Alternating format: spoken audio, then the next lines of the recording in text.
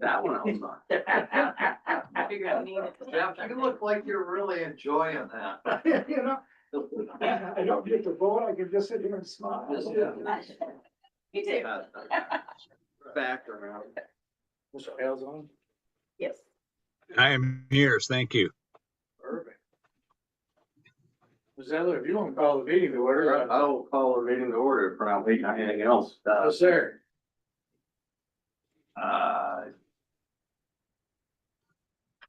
Awesome. All right. Well, let's start off with, participation expectations and procedures, if you guys can do whatever they need to do for Zoom and. Sure, commenters must raise their hands and be acknowledged by the chair. Individual comments may be cut after 3 minutes. For the folks online, you can just raise your hand and I will unmute you or allow you to speak. And if you're calling in by phone, *6 to raise hand and *9 to unmute. All right. Usually before we get into business, we have an opportunity for anybody who's wants to say anything that's not currently on the agenda. Usually this is where Mary takes her opportunity to inform us of the latest and greatest going on. So, Mary. Well, I'm not the only one here. I'm not, no, but you could certainly start it off. Okay, thank you very much. I don't, you all may be aware that we have a community reads program at the library, and it is about earthquakes and what happens if you're in an earthquake. The book for the community reads is called Tilt by N.L. Patty, and you can get a free copy at the library and participate in the events. There will be 2 earthquake events, not real ones, at the Cascadia Subduction Zone and the Earthquake Survival. The Subduction Zone is April 22nd, and the Earthquake Survival is April 29th. And it sounds like I got the book, and it's a good read. The other thing is the Bonneville Lock and Dam is doing some events, and they will be doing awesome ospreys, fur trade, pollinator walk, and parasites on April 25th, just in case you don't have enough parasites in your life. This is pretty good, series. So, just in case anybody wants to go, I'll leave the flyer, or you can pick one up or look at it at the library on the board. And thirdly, the Stevenson Grange is having its plant and seed swap, our annual first spring seed swap. We've been going on for 12 years. And we will have some free native plants from the Underwood Conservation District. We got a truckload that they had left over. So please feel free to come on down 10 to 2 at the library gallery. And I have a lot of chestnut trees that need a home, and comfrey, and rose bushes and plum trees. I mean, we have everything for everybody.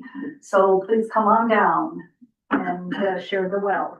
Everything is free. It's a swap. We only ask that you come back next year with some produce from what you've swapped or gotten a swap.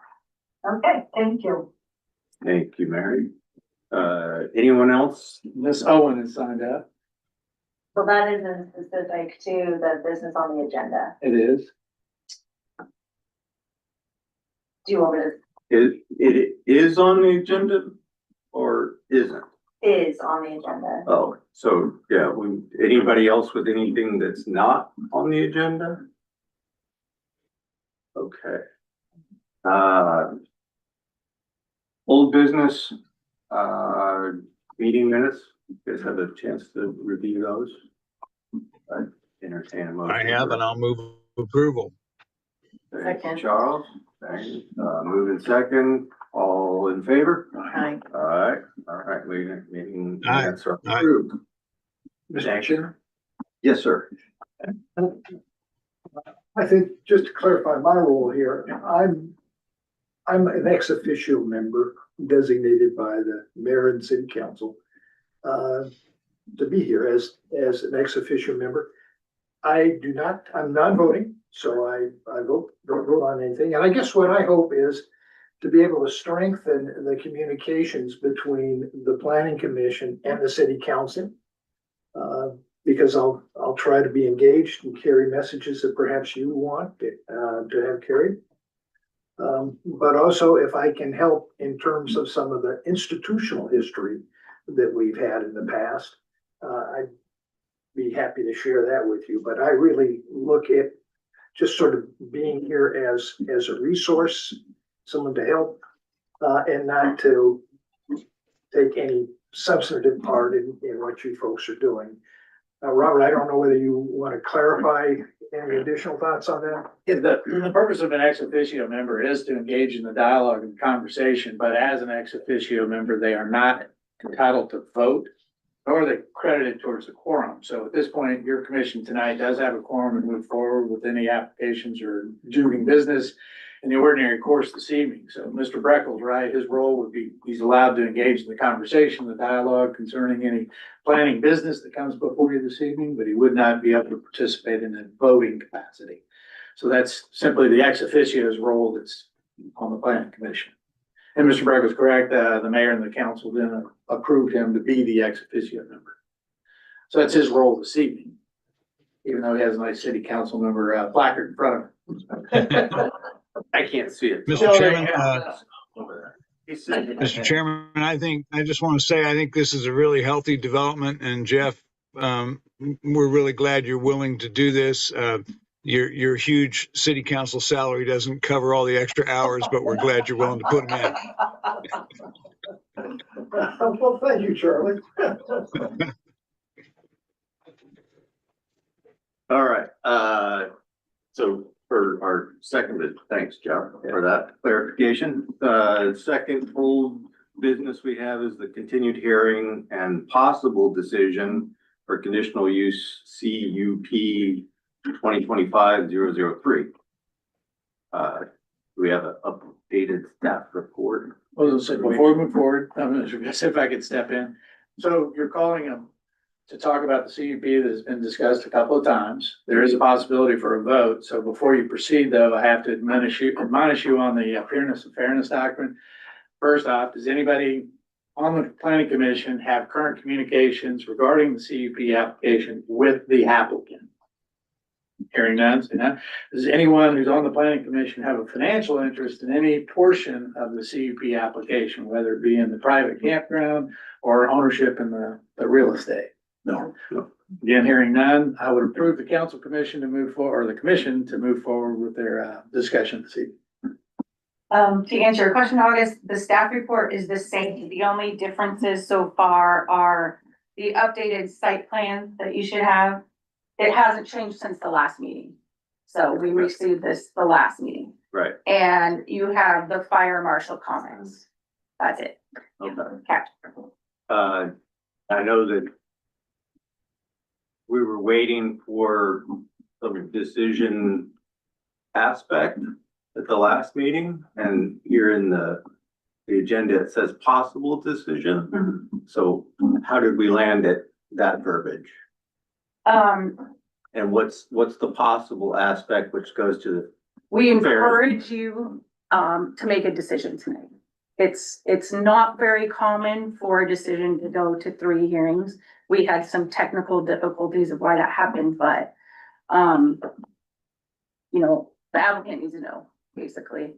So during your discussion, you can, like Robert pointed out in the email, letting you know what it means to make conditions on a decision. So having discussion to maybe get you to a point if you, you know, you may want to deny it outright, or through discussion, you may have conditions that make you feel comfortable with approving it. So you just have to get to that point where you start making motions.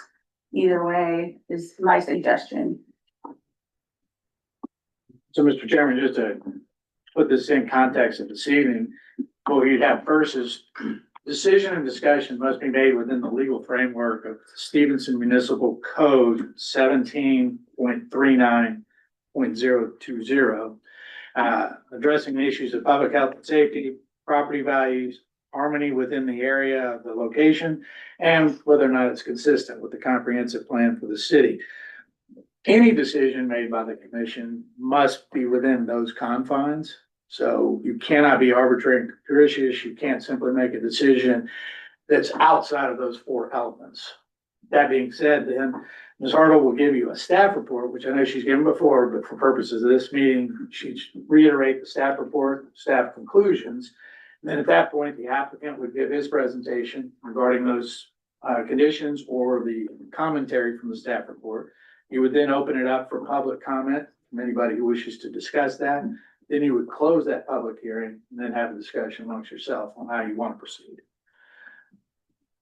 Thank you for that. So my confusion is in the agenda, I don't have a staff report in the agenda.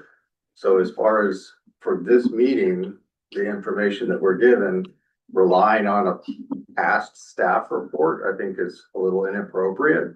And so anybody who printed the agenda or looked at it is not gonna have the same information that we would be using to make a decision on, which is a little bit why I'm confused about the verbiage in here. Does that make sense? It makes sense. I Okay. just haven't had that come up before. So I'm not sure how you want to deal with that. I don't have my Mhm. agenda from last month with me, so I don't have that to look at. None of us do. And I don't think anybody does. And I don't think it's available for the people in the audience, which It's is, not available online either.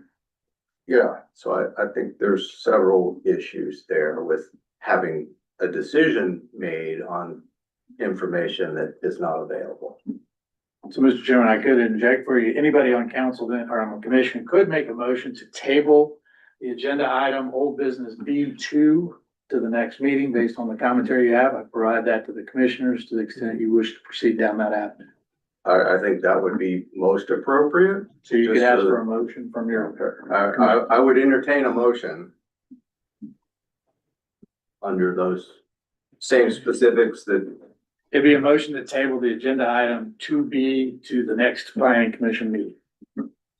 I can't make a motion, I'm simply giving you the opportunity to make that motion. verbiage to, I have I'm the not- same concerns, so I'll make that motion. all right, do I have a second? Second. All right, a motion and a second. Everyone, say aye if they approve. Aye. Aye. No, I'm disappointed that we're not making a decision I tonight. am too. And Without the information that's, I would argue, I'm sorry, but it's your responsibility. It was given to you. This is a continuation to always have your packet that was already given. But that's, Well, I can speak to that. I have the packet because I'm participating virtually and I've got my laptop in front of me and therefore I've got all the previous agendas, but the other members of the commission and the public don't have that information in front of them. So I'm not sure why we don't attach supporting documents to the agenda each time. Yeah, that's why, August, I was wanting to second your motion because when we continue a hearing like this, then what have we got in front of us? We have an agenda, we have people that want to testify, but we don't have the record. and that's how in the past it's always been. We've always gotten the most updated thing for that meeting has been attached to it so that anybody that wants to look at the agenda can pull it up and have all the pertinent. and that's another hole we have to fill between Yeah. county and city. It's like our process. It goes up on our notices page, the packet, and it stays there. So it stays available. And if there's any changes, we update it. So I apologize, it's not on the website. I didn't know that. so is the concern right now that the planning commission members don't have the information or the public doesn't have the information? Both cases are correct. Okay, I have the packet from last time. Charlie has the packet from last time, and I believe has it. I don't. You don't? I was hoping it was gonna be part of this. Okay, And look I for was it looking online. for it and I couldn't find it either. Yeah, I was hoping So I mean, it's there's nowhere a online. little, I think that's an issue, is if we're gonna entertain a decision on something, we have to have all the information. I say that's much preferable than not having it. I think we're also doing a disservice to the applicant by not. I 100% agree with that as well. I understand, and I'm not in charge of staff or the process of Yeah. the information that gets here. All I can do is look at what I'm provided and think objectively, if I was a member of the public, how would I feel about that? Sure. Is it inconvenient? Certainly some people are inconvenient, but it is, I think the proper procedure and process needs to be filled. Well, let's discuss this a little further if we can. I mean, we got a motion and a second, I think here, but we haven't. Well, we have the all votes to have an pass that aye, motion. except for one individual who didn't either aye or nay. So, I mean, for procedural, that's an abstention of a vote. And the three of us provide a quorum, so that's pretty much done. But if you want to keep discussing it. Oh, I didn't hear the third vote. I'm sorry. Okay, so there were 3 votes in favor of the motion. Correct. I'm sorry, I didn't hear that. Okay. Yes. So by your rules, your motion has passed with a first and a second. Mhm. And So at this voted point- yes by a quorum. Right. So, And approved by a quorum. So at this point, that agenda item will be moved to the next month's meeting. May I make a suggestion?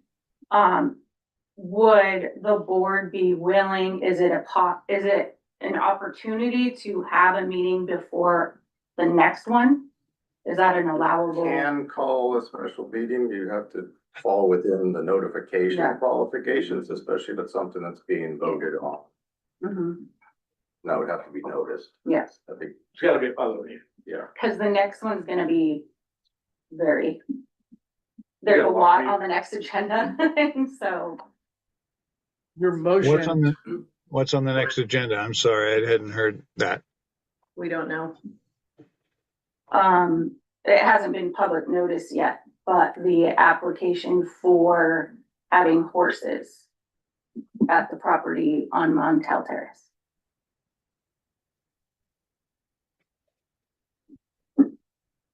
So it's a Ms. Sarver, conditional use let me know another that. conditional use application. Correct. This is make What- difficult. Your city council has city computers. Mhm. We don't have city computers. I'm not gonna put any city stuff on my personal computer. Oh, no. Otherwise, I'd be able to pull it up. Yeah. But like I said, I went searching for it to print it. and it was No, I didn't know it was on the website. I'm sorry. Yeah, no. I'm sorry. It's a learning experience. It is. That's okay. We're still, I'm not opposed to another, no, meeting. I can do a meeting as long as it's, as long as we. Yeah, meet we'll the- look up the, The notice noticing, qualification. yeah, cause it's just the one in the paper that's the big one. But I don't think it's that long, the requirement. I think it's 3 days. So Yeah, 4 it's- days. It's short. Yeah, like if we were to get it in the paper Yeah. on the for next public hearing. week. Right. Yes. But well, I think we need to be very clear about what it is if we're going to Mhm. publish a special meeting, what that information is that needs to be out to the public and to the commission members. So before this vote, we were gonna have 2 things we were gonna discuss. One was that we were gonna try to come up with various conditions for the conditional use permit. And then we were gonna vote on whether to accept those conditions and authorize permission to do that. Am I correct in saying that? so you vote yes or no and then come up with conditions, correct? You can have a motion to approve the application as submitted with the staff report. You can move to amend the staff report, and add additional conditions. You can move to deny it after you had a discussion over the 4 major elements so that we can create a record on the reason why there was a denial of the CUP. You still have to have that record to support whatever decisions made, whether you approve it as presented, approve it with additional conditional uses, which is what we tried to give the commission enough lists, so you could say, oh, I don't see that in the staff report. I want to add this, or I want to discuss why that's not there, or I don't have a problem with that particular condition. So that then we have a record, and we can build it and put it into the actual rule. So do we vote to whether approve it or deny it outright? Or do we vote to approve it based on conditions we haven't even stipulated to yet? So you have 3 possible. First possible motion is somebody on the commission simply moves to approve the CUP application as presented by the staff. Get a second, you move on, you have discussion, decide you're gonna vote on that. Nobody seconds that motion, but somebody says, I make a motion to approve the CUP, but with these additional conditions that may have been brought up during the discussion. And so you've Okay. added those conditions to your motion by saying what we discussed. Okay, If that motion is approved, that would then go back to staff to complete that CUP staff report with the additional conditions so that it could be then voted on. I mean, you can vote and approve it with those conditions and changes. It's just subject to, because you won't get a written decision with the support before then anyway. And then the third motion is simply a motion to deny the CUP for reasons as stated during the discussion amongst commissioners. Yeah, for So those are example, three motions. I'm presenting a subdivision and vision. Staff is discussing the staff report. They're looking at different requirements for roads, sidewalks, whatnot. Some of it's gray area, some of it leaves it up to boards to decide. So there was some discussion and then a motion that, you know, one member was like, I want sidewalks. Another member said, well, how about one side of the road? Instead, and they discussed why, then someone made that motion. And then, you know, I approved the subdivision with this condition that we had a sidewalk to the side, you know, signs on the other side that say no parking every 50 feet. And then everybody voted to approve the subdivision with that condition. So that wasn't in the staff report, right? So that's just a quick and dirty example. And then after that official meeting, I rewrite the staff report. In red, I put those conditions that the board added, and then that goes into the permanent file of what they have to meet. But you don't have to Inspection. represent the staff report if you've approved it based on the discussions and so on. We've got a good record. We know what those additional conditions are. So like you could decide, we want to discuss the density. We want fewer than 17. That's a conversation you have. You don't want overnight guests, right? I mean, there's a list. I tried to give you as broad a list, not trying to make it specific at all, because certainly the applicant is entitled to his presentation separate, but it's simply responding to the commission's question about what can you do. I wanted to make sure that you knew that there's a laundry list of things you can do, but you don't have to. That's obviously up to your decision making. okay. I guess the reason I'm asking this, it seems if we're going to, not deny it outright, then it seems like there's some work to be done in determining what the conditions would be. Is there any benefit for us to go to that tonight, to start to do that work? Or are we not allowed to at this point? No, you've removed the motion to approve it. You could certainly have your discussion here. That gives obviously staff more information to work with to define. And also you may have a discussion that staff can look to, the SMC and say, you can't do that anyway. Or here's the limitation on that restriction that you're looking at, or that conditional use. Okay, So yes, you can have that discussion tonight, and that certainly is beneficial to staff so that we know which direction that you're going. okay. So then But we that's have up to our the- audience member that wants to make a statement. Can she be a part of that as well? Oh, absolutely. If you guys decide you Even though want to go we- forward with discussing Okay. potential conditional uses that you want to impose or don't want to impose, but you want to discuss those, yeah, you would certainly open, well, Yeah. you have staff report first verbally, and then whoever from the public would like to make comment, we would allow them time, then you would close that, and then you could discuss amongst yourselves. Obviously conclude by giving staff direction on where you want us to go. Okay.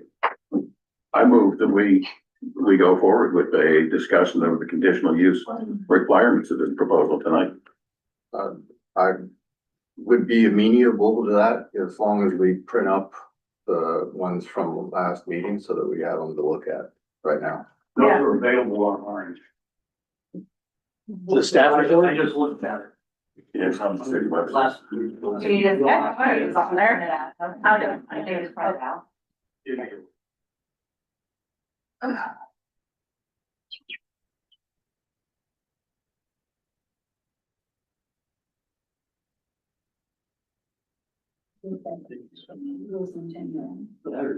Right there. Not in the current one, not in the current one. Yeah. You don't have.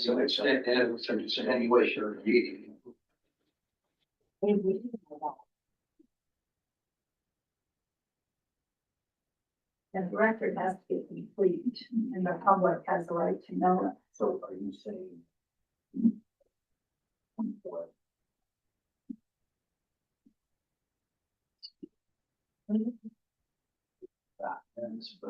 Get an updated one. This is, so she had an updated one in. I'll have to talk to Jenny and Daniel about that format. So ours is set up, it's really nice. It's set up so that it doesn't go by month or week, it's just there.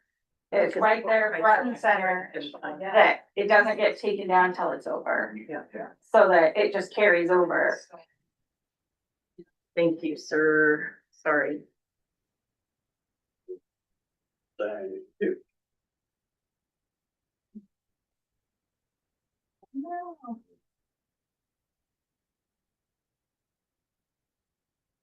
Does anyone from the audience want a copy of that? Or you have? Okay. Two more copies. Did you go? Thank you, Carmen. Let's see. There's two different noticing sections on the website, so it's kind of confusing. Yeah. So I'll suggest they like streamline that. For special people. No, it's confusing It is. to anybody. Having it in two different places. There's like, I feel like there's a meetings tab and then there's a notices tab. Okay. So that's confusing. Discussion. You know, We're here. that's my thoughts. And how many other copies?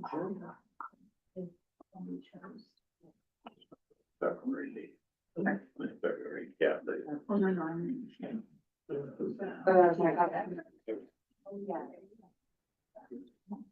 So. One for Mary.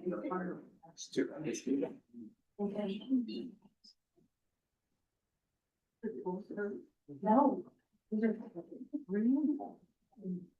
Okay, so now we have, Charles, did you say you still have your copy? I do. It's the only advantage of participating remotely is that I've got the documents in my laptop. So therefore, I'm more complete than I would have been. Thank you. Okay, Is it possible to ask a question? certainly. There was a motion, Commissioner Lawson put out a motion to continue with the discussion. Was there a follow-up vote or was that just sort of a general, let's move on with it? Because I didn't hear a vote of any type. Yeah, we didn't have a vote. We didn't have a So did that second. motion die for a lack of second? Well, Joanne, it didn't need to be a motion. The commission has Okay. simply decided to take place with that. It was, I mean, Mr. Lawson presented it as a motion, but it didn't need to be, so we didn't need a second. All right, thank you. okay, so, before we open the public part of the meeting, what possible,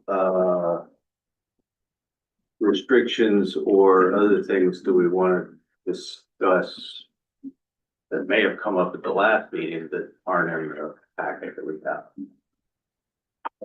I know we were waiting on the fire marshal's official, statement, which we got a copy of today, so we've got that. Do you want me to give you a quick update? So that would be fantastic. So the only thing that's different from the original staff report was, well, it's in the staff report that environmental health would require, you know, some sort of bathroom. So they came to, a decision that there'd be a bathhouse with, two, I believe, and 88, one would be ADA compliant. There was water spigots added around the whole perimeter of the campground. When you say bathhouse, what does that mean?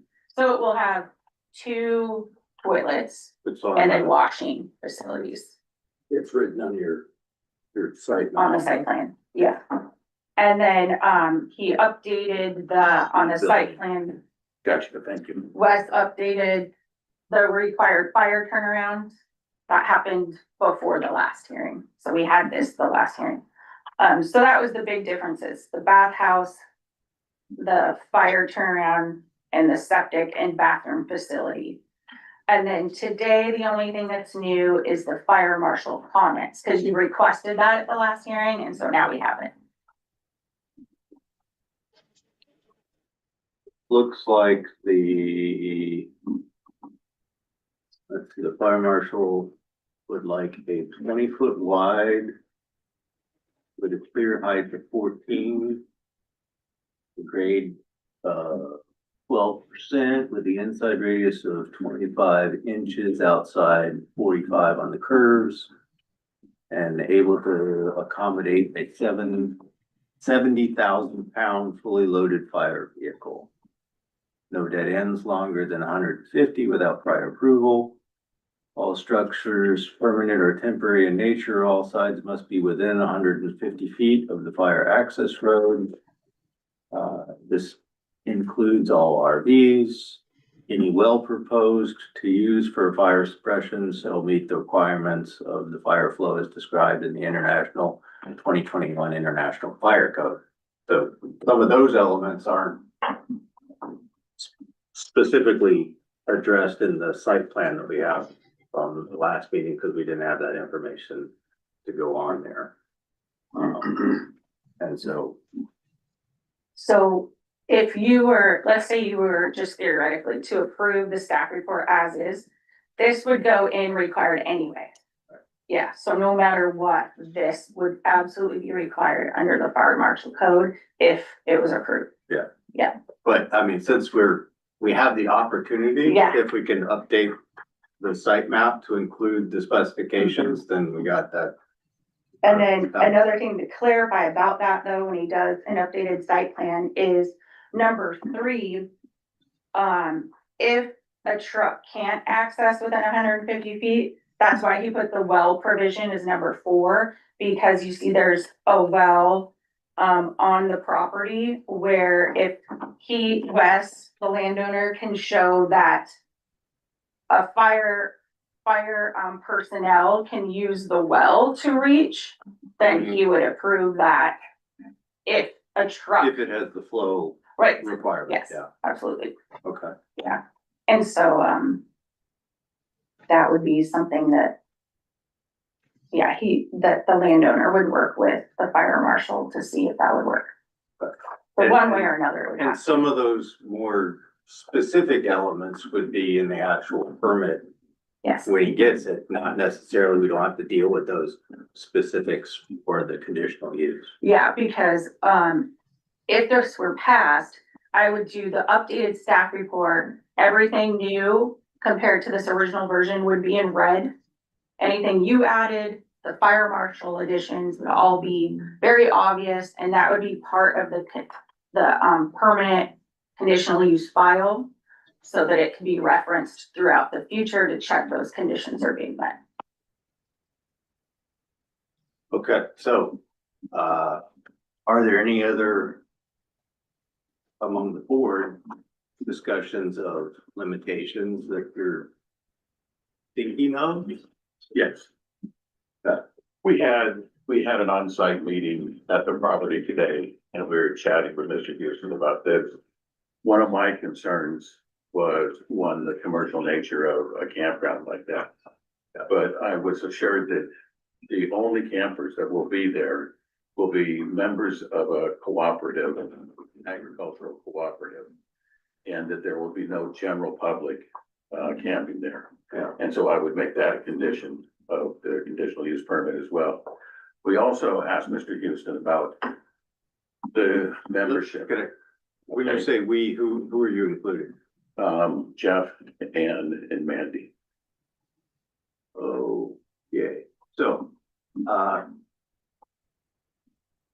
there's a little bit of an issue when members of the board go as individuals outside and they're either entertaining information or viewing things if there's more than one person. So, sorry, we public noticed it. The meeting today? Yeah, Oh, Daniel apparently tried to call you to find a way to inform you okay, and wasn't able to get a hold of you. But yeah, we followed the Roberts rules. All for right, a good, site meeting. because that's when I was like, ooh. this is Yeah, not it good. was public notice. Gotcha, okay, We followed the Roberts rules on site. I fantastic. took notes. I Yeah, love it. I had the whip. Good, all right. Sorry to interject. Okay, now Nah, I got sorry. now I got the we. Okay. Thank you. And so the question came up because I have a problem with 17 campsites. And when we were talking to Mr. Houston, he thought that he might have maybe, I don't know, 15 or 30 members in the first year. And my question to him was, how many campsites could you start with? And not a number 17, but something reduced. And he said that he could do 7. And that's what I would make a condition as well, that no more than 7 campsites. And no more than 6 occupants per campsite.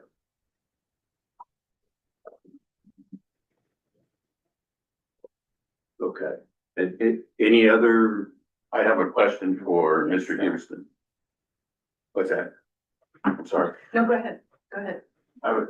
There's a question about how long any particular camper can stay. And what is the maximum duration you will allow?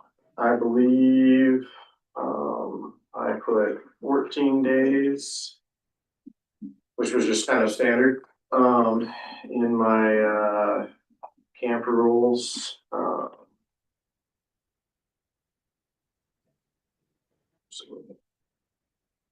14 days is what I put in the camp rules. During what period of time? Every 30 days or? Consecutive days, I guess that would be. I think he's asking, some people leave for a day and come back. Right. So what would your, rule be?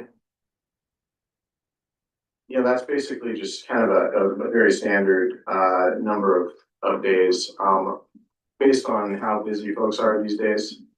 I don't see people being there more than 1 or 2 nights necessarily.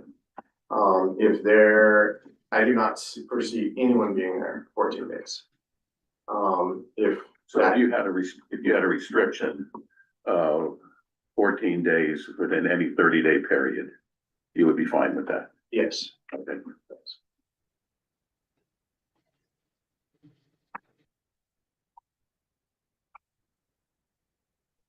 August, the fire one, I don't have a copy of that. What did the fire marshal say about? So we discussed, didn't he say something about you can't park except on the pads that are listed? That's not in. It's not in there. I read it somewhere and I don't know where I read it. So that was a question, is how are you gonna have in writing the size of a vehicle that can be there, whether it's a truck with a trailer or if it's a Sprinter van, because you don't want cars parked all over.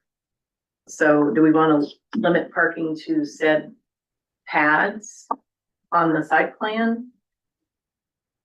See what I'm saying? Mhm. Limit the size of what is allowed there if we were to vote on it, to approve it? Well, I mean, because this is kind of the first time this has come up and it's a new situation, yeah, I mean, we can put as many qualifications as we want. So it's entirely up to. Yeah, well, that was discussed. Yeah. Was it discussed? It was brought up.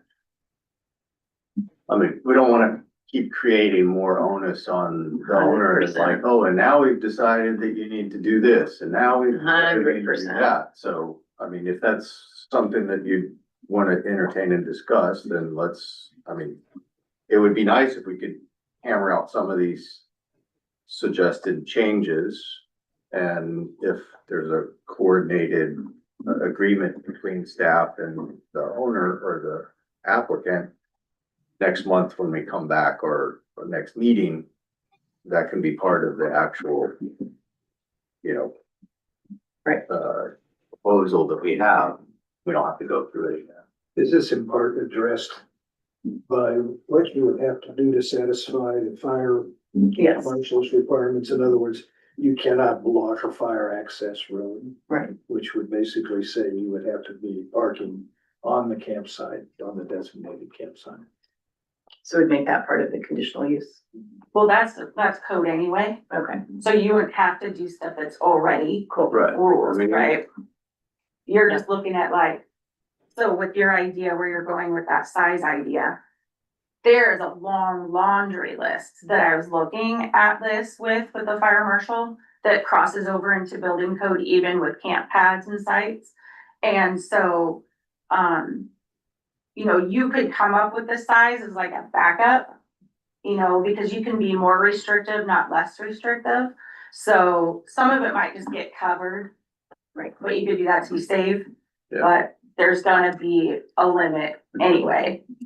Right, Yeah, I mean, there's gonna be, there's the code is the distances code between and you still have to meet that. Right, It's just that because this is the first time Yes. we've had this, it's an opportunity for us to be proactive and like, what are the things that we want to limit or have more control over than the building code would allow? yeah, like making something smaller or more restrictive or, Correct. yes, Yep. exactly. Exactly. Mhm. And so we can't allow something that the building code does not Does not. permit. But we can ask for additional things. Right. That aren't currently in it. And that can be part of the conditional use process. So are those the only two elements that came up from the meeting? Is the duration of stay and the number of sites? Number of sites. Number of sites, Size of duration of the, stay, yeah, size of the path. and I can give you a quick recap, because they could ask the applicant questions, they can talk with each other. So Mhm. questions, some of it we've been over before, but it was just asking again since we were looking at it in person. right. So, showing where these are in person. So there was limited discussion between Yeah, they could. board members at the site. Right. Just so that everybody knows. Yes, It's not like, oh, correct. they were having the secret meeting. Yeah, no, Oh, gotcha. they were not Okay. allowed to discuss on site. They were only allowed to ask clarifying questions to help them understand Okay, the site plan and the proposal. So some of those questions were,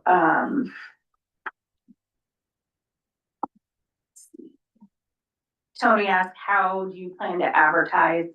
So Wes discussed using hip camp and reasons why. Ann asked if, you know, about access, would there be a gate, would it be locked? So people just couldn't come in and out who weren't staying there or, you know, approved to stay there. They discussed, well, asked questions. Wes went back and forth with the questions about, this membership, you know, confirming how these people wouldn't just be, anybody couldn't willy-nilly rent these, they'd have to be part of this co-op membership, like you guys discussed earlier. They were discussed, or I'm sorry, I'm using the word discuss. It's hard to think. A question was asked about how many members would there be a cap?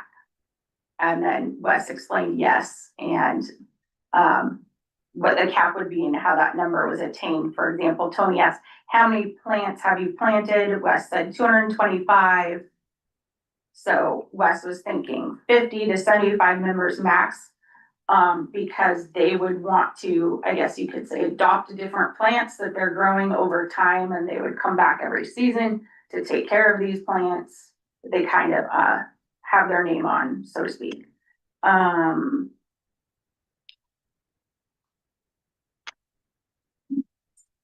not gonna redo the questions you already did.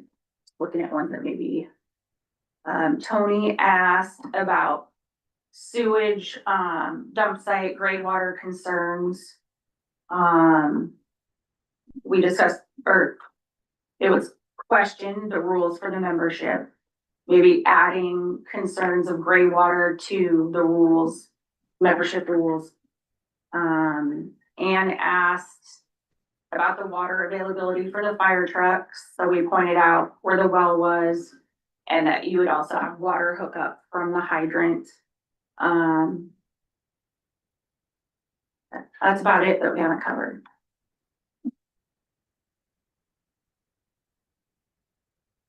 Okay, so some of those are, I mean, I don't feel comfortable getting involved in how somebody runs their business in specifics. So as far as like membership and stuff like that, I think that's up to the individual, and it's not something that we should delegate or make a qualification for in the process. I mean, that we're not in the business of running businesses. So we have to look at it more in the sense of, this is a campground. What do we see in the community that, what restrictions would we like to see on a campground?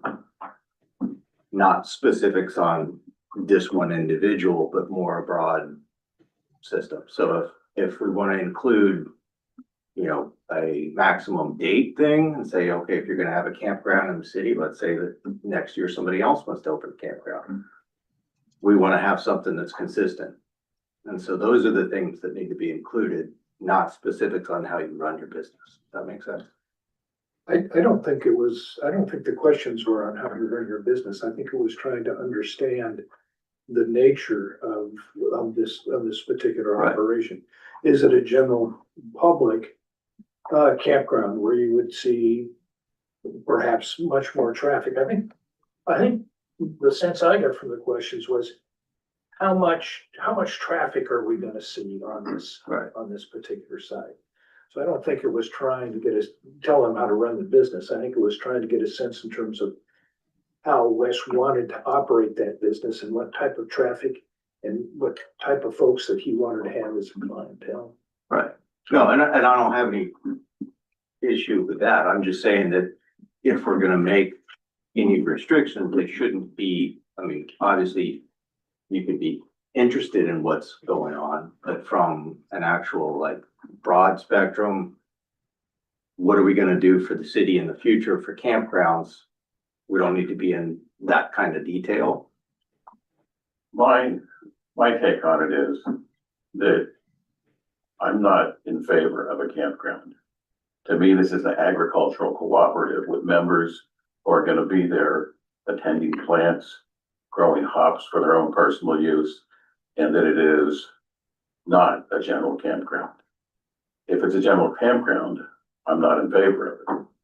So if that's what you mean by we don't want to get into the business of how he's operating, then that may be the decision maker if we're not in that.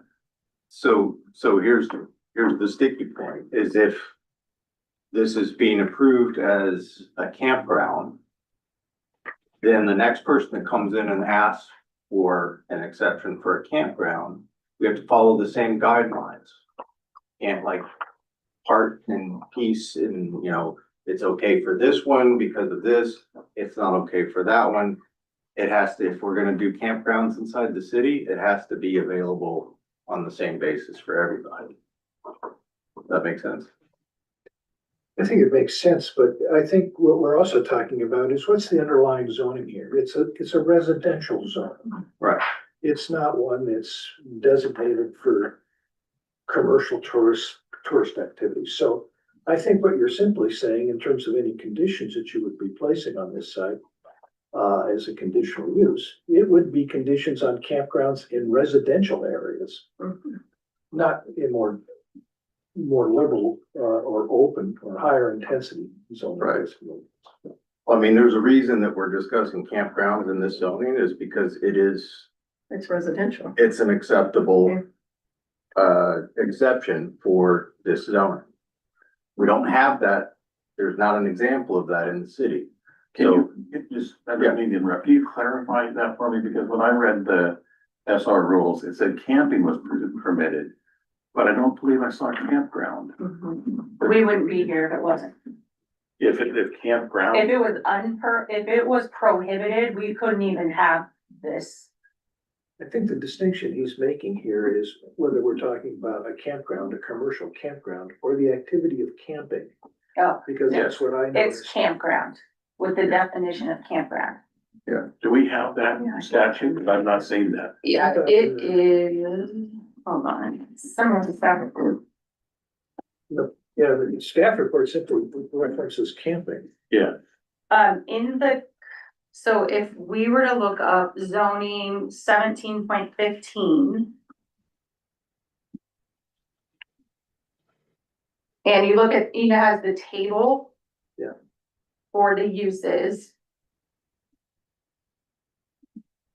It has campground as a conditional use. But I didn't like take a snippet of the chart for the staff report, so I can add that to make it more clear. Yeah. The staff report just says camping. Yeah.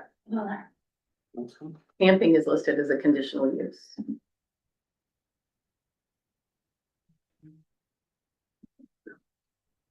It's 17.15.040-1.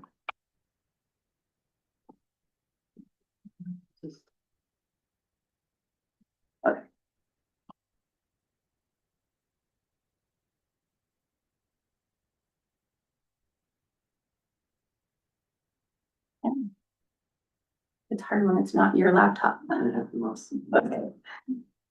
Okay, it says overnight lodging and it says campground. Where does that go? We don't have that. Oh, I know, it's It's in the actual estimate. in the chart right there. Yeah, it says campground and then C for conditional use. At the top, that shows the zone, suburban residential.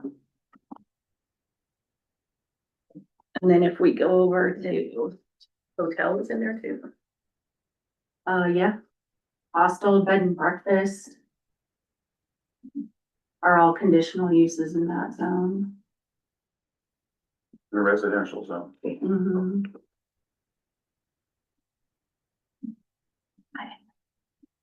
So,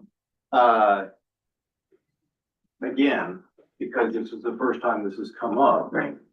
We have to look at it in planning for the future. And so any qualifications, restrictions have to be made not with a specific applicant in mind, but it's an opportunity to make a much more general determination and you know, which direction do we want to go? If there's going to be more than one campground, what do we think that is the best thing for the community? How should that look? And so those are the issues that we want to add as contingencies for.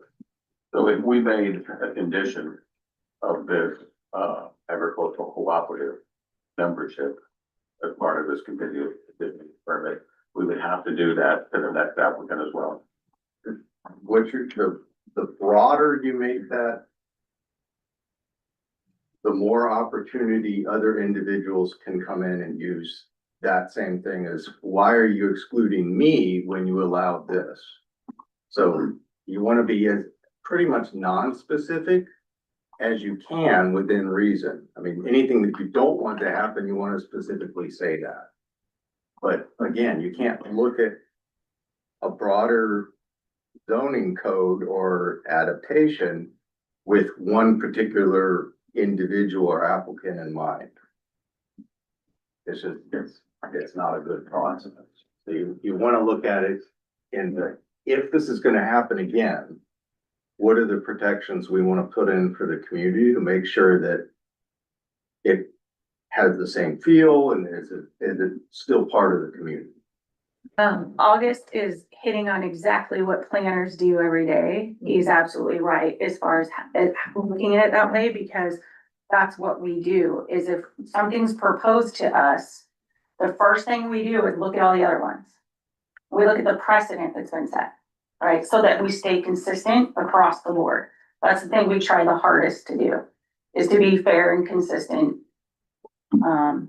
So we study those, I'm constantly pulling conditional use applications, comparing them to see what's been done in the past and that precedent we've set.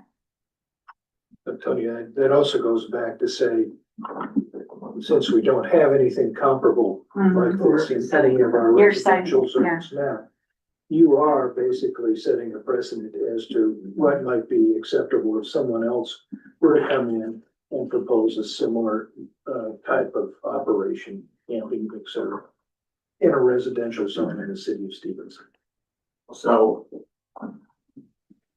if I'm opposed to just a general public campground within residential zones in the city, then it seems like I'm almost required to deny this application.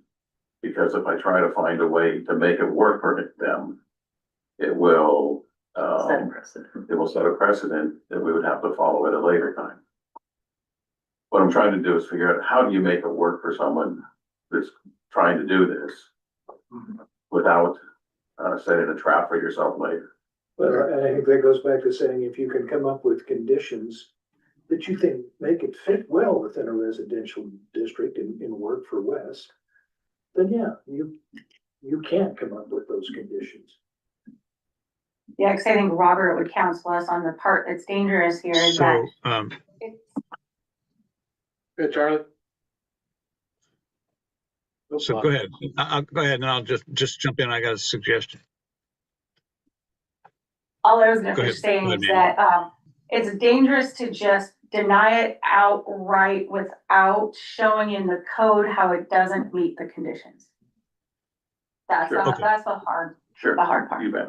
So the elements that you can still consider, if you wish to deny it, say, even with all these conditions, that's the road. Mhm. I'm just simply giving you the hypothetical. It's like, do you have a finding that this is not within the public health and safety of the area? Do you have some sort of finding that the property values themselves will be affected in a negative manner? So you're protecting the general public as opposed to just one applicant. Is this project consistent or in harmony with the area? Verbiage. Then the last one is does it meet the consistency of our city's comprehensive plan, which was amended in 2022? So that's the four buckets you have to look at. So as Ms. Hartle pointed out, if you were to simply say, I make a motion to deny this, we still have to have discussions and basis that fit one of those four buckets for you to deny it outright. When I first heard Okay. that you could have campgrounds in the city of Stevenson, I was shocked too. I had to go look it up. So that seems strange. And then I had to think about other similar sized cities and similar situations or kind of touristy to think, do they have them? So I had to picture those towns I've been in that had them to help me, try to think through it. So. And I think that's, I mean, from the planning perspective, that's absolutely kind of what our main job is, looking forward and trying to make the possibility function within the community. And so even if you are against a particular application, if we never had an applicant for that, it's an opportunity to say, when this happens again, because this isn't the only time it'll happen. Right now, we have the opportunity to start setting that precedent of what do we feel works within our community? Not flat out turn it down, because then 5 years from now, we'll just be in the same place again. So this is the opportunity where we can say, okay, in certain areas, unless we're gonna change the zoning code and eliminate campground from it, which is a different process. What are we gonna do in this opportunity to ensure that the next time we have a precedence and there's not as much indecision or confusion going on? And so that's kind of where we're at right now. And that's why I'm saying, don't get caught up in the specifics of a particular applicant, but let's look at this in a broader sense of when the next campground application comes in, what are the things that we want to look at? And when we vote, you could feel free to vote no, but I think it's important that you're involved in the discussion for when this happens again, what do you feel is a good work for the community? That's, I think that's the opportunity we have now, regardless of whether this passes or not. Still, that discussion and setting that precedence in the record will help us in the future. So let me Yes. jump in. I think that's a great point, August. I'm trying to go back to where I think, Tony, you were trying to go here. So we're not making a decision tonight. We already decided that. what we're doing is discussing potential conditions that we could adopt if we were to approve this with conditions, right? And Tony, you're laying out some potential ones like the number, maybe less sites.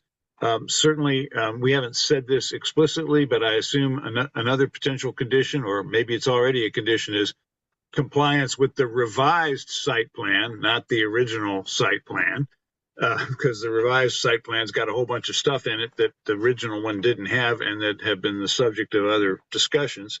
A limitation on how long people can stay. That's a potential condition. And then this idea, though, August, you made some good points about it, maybe we can't get there, of who uses this campground. I would pile on a little bit to August's point about that, Tony, and that one thing to think about, I think one thing we should think about when considering potential conditions is their enforceability, right? Number of sites, that's pretty enforceable. You know, it'll be pretty clear whether there's 7 sites, 10 sites, or 17, or whatever the number is. Is it complying with the site plan? That's going to be pretty enforceable. It's, you know, you can see it with your own eyes. The use limitation is at least, you know, somebody could monitor that from the city and you know whether people were living there for months instead of using it on a short-term basis. So that's at least monitorable. But who these people are and whether they're members or not, I don't think that's enforceable. I mean, as a practical matter. So I think having a condition prepared on that basis might be, you know, barking up the wrong tree. Yeah, I'd agree with you. And I guess, you know, again, we're not making a decision tonight, but I'm glad, Robert, that you reiterated, and Mandy did too, that the 4 basic criteria, you know, that we still have to consider those, whether we're making a decision for approval with conditions or whether we're making a decision to deny the application. Those 4, you know, does it endanger public health? Does it substantially reduce the value of neighboring properties? Is it harmonious with the area? And is it the big one? Is it in conformance with the comp plan? We've got, I believe, our attorney Mr. Muth can correct me, but we have a lot of discretion about those criteria, particularly that last one. The comp plan is a big, complicated set of policies, and it, you know, we're supposed to exercise our judgment about whether we think this land use action is in conformity with the comp plan or not. And, you know, that's for judgments. That's a judgment call. I don't know if that helps, but Tony, I think, you know, it's helpful that you and Ann went to the site and that you've got some potential conditions for us to consider, and I appreciate that. Only because I was involved in the original comp plan. The thing got amended. I mean, it was a couple of years. One of the key components to the comp plan is that it will support campgrounds because it supports tourism for our community. That was one of the things that the entire group came up with to put in the comp plan. Tourism is a driver in the city of Stevenson. The question then is, how do you manage that tourism? So as a planning commission here, you have an opportunity to assist an applicant to bring tourism to the city, which would benefit downtown and its locations, its businesses, but you also then have to make that fit within the surrounding character of the area where this is happening. That's the comp plan itself component. And then just point out, and Ms. Owen was here, she signed in, and I know I have a bias there, but I just want to make sure that the committee gets an opportunity to hear from everybody in the public that had at least signed up. And I would note that a lot of the points that he just raised are some of the very issues that the planning commission dealt with when you looked at the vacation rental recommendations you made to the city council. How do you make, you know, they support our tourist economy. How do we make that compatible with our residential districts?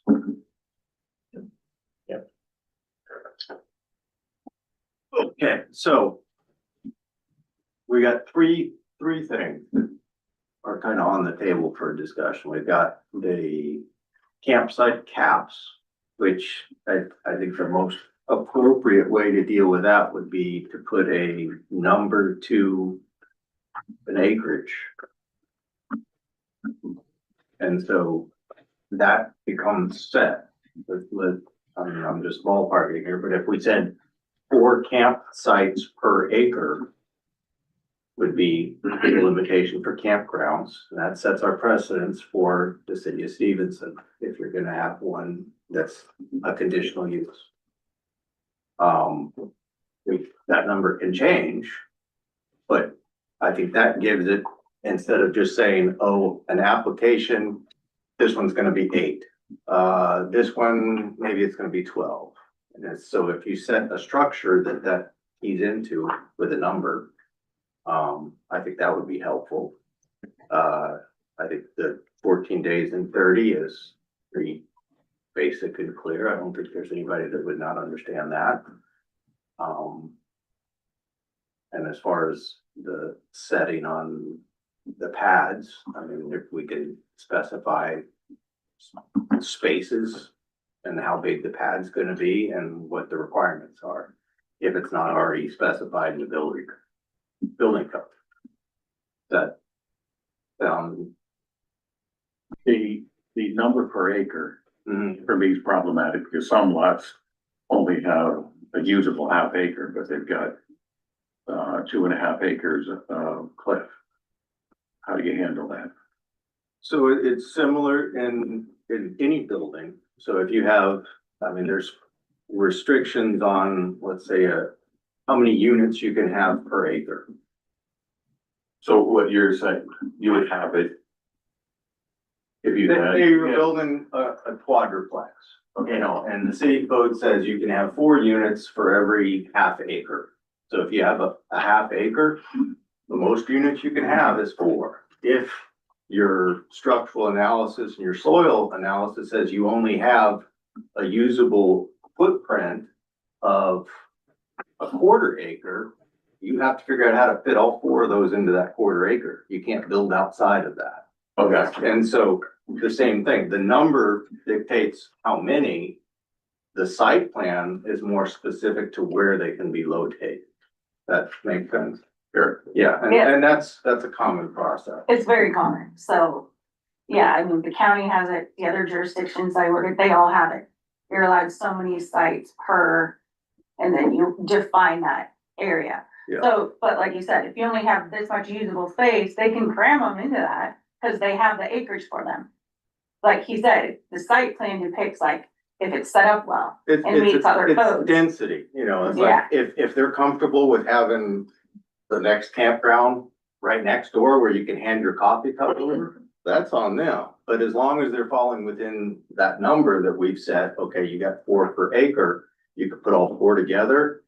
If it's not the side of a cliff or something like that, you can spread them out. Each one is on its own 1/4 acre. So that's, I mean, and again, we don't want to get into specifics on it works here, it doesn't work here. It needs to be something very broad. So if we're okay with 4 units per acre or 6 per acre, this is a great time to decide, you know, if that, and so. It's measurable. Yeah, and so mathing that, I mean, that comes out to 13, basically, that would be able to fit on this. And, you know, that's above what your initial question is on the 7, but again, we gotta think about what is the possibility that the next person comes in? And maybe that the site's a totally different place, it may be up in the forest, and is 5 per acre acceptable? I mean, I'm just throwing that number out, but I'm saying that's the kind of thing that we have to specify if we're gonna put a restriction on it. It needs to be something that's measurable. Your code does the same thing, Mr. Lawson, like in the neighborhood that you live in, or Casey lives in. You can have farm animals in SR1, but it's based on acreage. So like you can have 1 farm animal per 8,000 square feet a lot in SR1. You have an unlimited number of urban farm animals animals. Not sure what the difference is. I'm sure that is- That's all right. I had to look it up. It's a dog. Yeah. So it's like, Well, no, pets are completely competitive already on. no, the herd is like chickens and rabbits, Yeah. but the other one's like horses and llamas and. Yeah. And that always came down to, well, can you fit them on your lot? In a manner that you could still maintain, you know, and handle waste and all that. As you know, I had the house on the opposite side of you, and it dropped straight down, so we couldn't put anything out there anyway. Yeah. But that's, the code already provides for that. So, and what Mr. Zeller was saying, that would be, you would be in conformity with how your code currently exists. Can I ask a couple of questions? Robert, you brought this up. One of the things we have to think about is the financial impact of neighbors. How do we quantify the financial impact?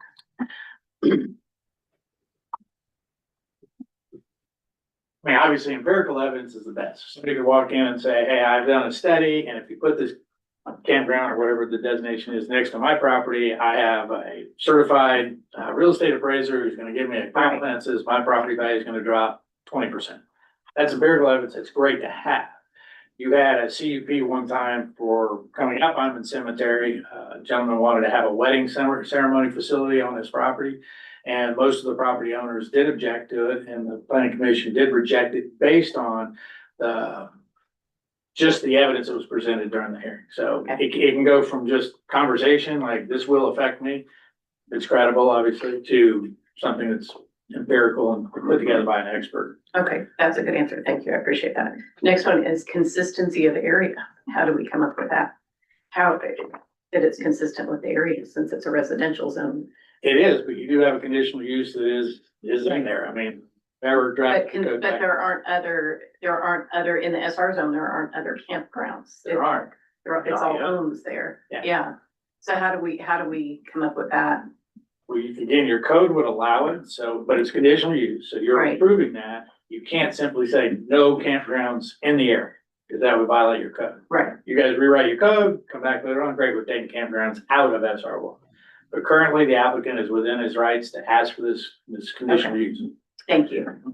But it's up to the planning commission to say what conditions make that Right. appropriate use within a residential Right. zone. That's the opportunity we have. Yeah. And again, it's about thinking about the future and not specifics. And so, yeah, I mean, No, I was just trying to make it make sense to me on when you think about these things, and that helps, especially the financial impact. I mean, we can't go hire somebody to do that for us, so. and it's not, I mean, here's another element that hasn't, I don't know if it's been brought up, but in areas where there's incompatible uses, like in some of the areas where you can have a church next to a house, we can require, buffering. We can specify the space that it takes and how much buffering there has to be, like you could say, okay, there can't be any cars within 30 feet of the property line on a residential. I think some of that is actually in the code. But again, that's something, because this is totally new, if we Right. wanted to do campgrounds and say 6 per, units per acre with 40-foot buffer to an adjacent, residential property, that's something that we totally can put in there. Okay. And so, And I mean- discussing your opinion on some of those is helpful, because for example, for the compatibility question, you know, if this was surrounded by a whole bunch of fourplexes, let's say, it would not be compatible at all, right? Mhm. It's like high density residential surrounding it. Maybe it was a vested, kind of complex that wouldn't be allowed in SR today, but that happens a lot. We have a lot of vested uses that are been used for 100 years. But the current zoning, makes it kind of finicky. So discussing kind of I tried to help with that. Of course, mine is using my background as a planner. So my take on it's gonna be different. And that's the whole point, right?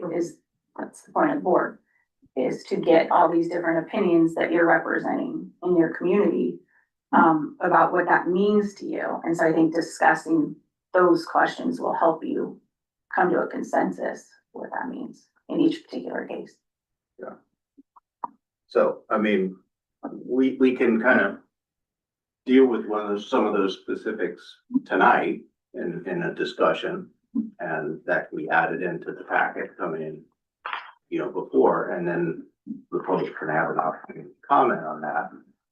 But, I mean, we can either have that discussion now and kind of come up for a ballpark of what we want to do, and then open it up for public discussion and see what the public thinks about that.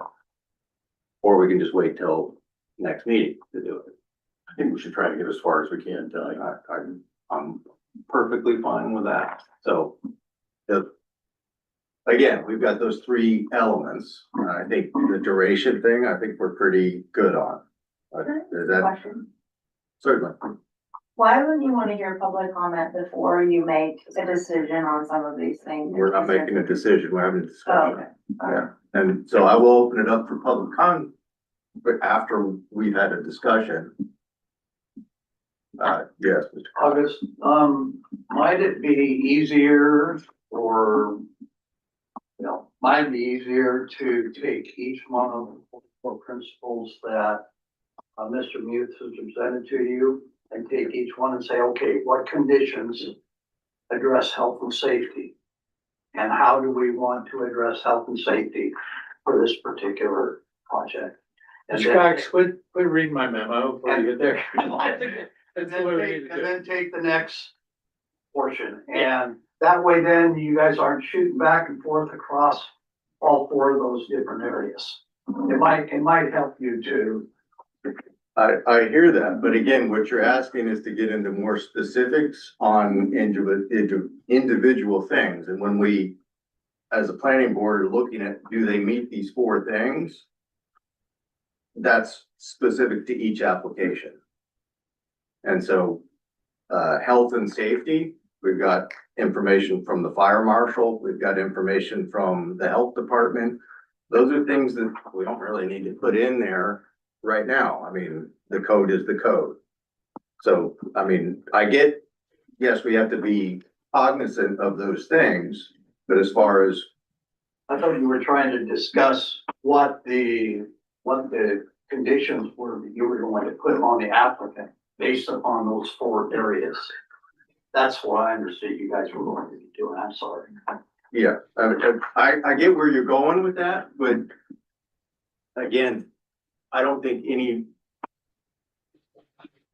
any of those four things are not gonna be an issue of how many units per acre there is. Whether it's 4 or if it's 6. I don't think you can make an argument about health and safety on that. I don't think it can be economic. I mean, do you see what I'm saying? No, that's okay. Yeah. Okay. Well, health and safety and fire are all gonna be taken care of by the agencies that are already. Correct. But I mean, that has to be when we make a decision Right. about it, we have to address each one of those 4 elements specifically. And if the applicant doesn't meet those, that's either a reason to make a change to the application or a denial or approval, either way.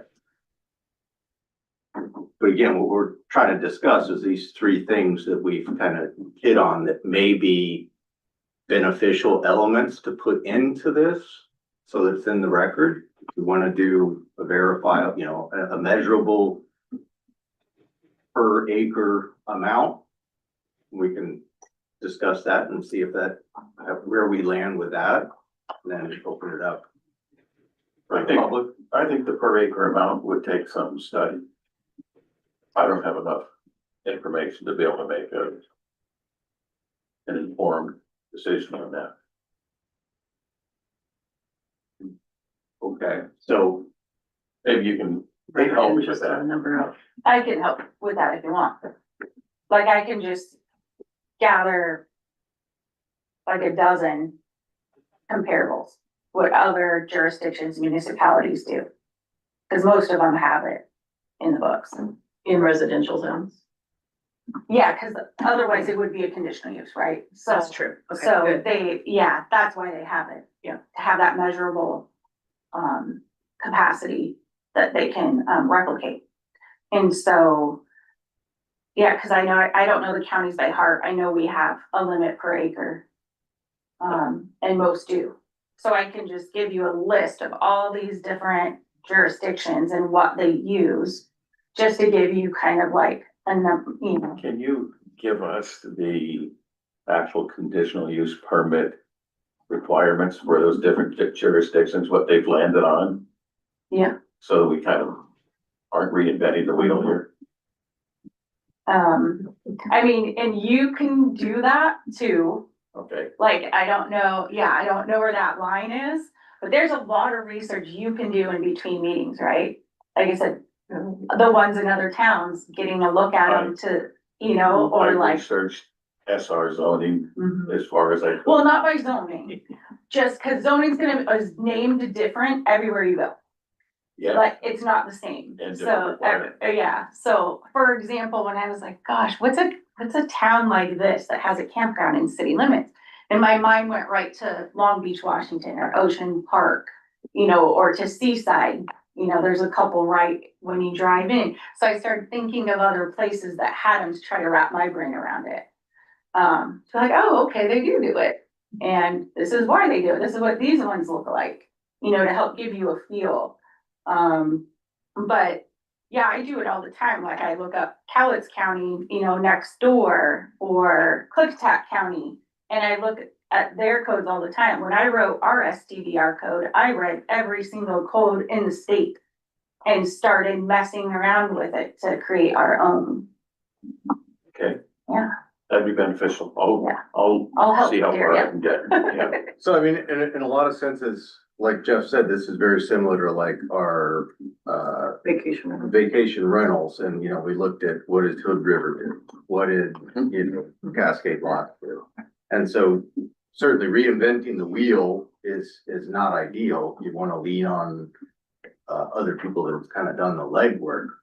But again, because this is the first time we've done it, it's our opportunity to kind of set that in there. So if you're not comfortable with talking about density numbers, and you want some kind of data to support that, that's great, and we can have that for the discussion for the next meeting. But let's make sure that that's what we're all working towards. As far as the 14 days and 30, I don't know that we need to do a whole lot of discussion about that. And so those are the only things that we really need to carry over with the discussion. Or am I wrong? But you mean, those are the only items that, Those are the three things that we talked about tonight that are issues that we want to talk about going into. Campsite per acre, 14 days was the third. I have parking on pads. Yes, Okay. which had to do with the size of the pad and all that kind of stuff. Numbers that Yep. are more with what the fire marshal said is not in this email. Right. And so was that in printed information that he gave you? I read it or- somewhere. No, I read it. He had the code pulled up. Yeah, Yeah, it was a very long list. So he was basically, he put in here, by looking at this, what he would need West to do to meet this site plan. okay. So that element of the parking pad size already is built into the building code. Yeah, cause you said 10 by 20 the first time in that. 10 by 30. Okay. Yeah. So, and then, like, he had first said 10 feet apart, and then the fire marshal said, well, the code says 12 feet apart. So Okay. those were little adjustments, but yeah, if we're just looking at campgrounds in general, yeah, there's a long list of very specific. So Codes. again, those elements that are more specific that are spelled out in code, we don't have to make. Right. So it's really just those two things that we're dealing with is the density and the duration. Did the fire marshal say parking on pads only? No, that's that's still more an up issue. to you guys, so Yeah, like, that's still. so Wes showed like these two spots here. From what I remember, that was because of the trash and the recycle. And so that he was putting that on there as this is where you park when you wanna Mm, Don't your trash and stuff. I mean, yeah, cause, correct me if I'm wrong, his idea was you're driving in and what you'll need, you're not gonna have an extra vehicle that needs to go be parked somewhere. But Right. the extra parking spots are like his worker for the hops farm or one of them, or, you know. But that, the idea is they have to fit on the pad with the equipment that they bring. So if they brought an additional vehicle, they would have to fit it onto the. Like, let's say you have a truck and trailer, it has to be a trailer that's a size that can fit on a 30-foot pad with your vehicle, correct? But that's not in the fire code, that would just. Correct. We would, That was, we would have to add that if we wanted that. right, yeah, Okay. And just clarify that? sure. Yeah, I had verbalized that those pads were going to be and those two additional parking spots were gonna be the only spaces that cars were gonna park. There wasn't going to be, A parking lot.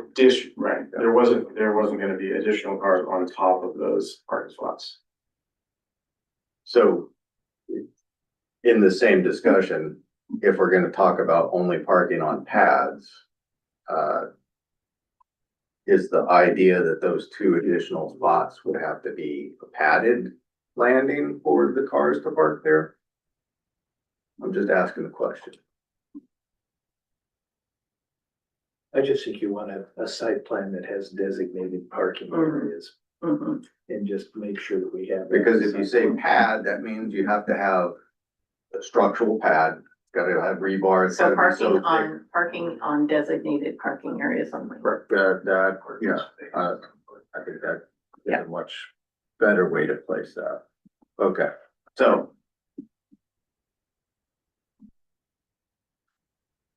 The only information element that we need to carry on is just the density question. I have one more. Sure. Because it's a residential area, I believe that the use of generators should be prohibited.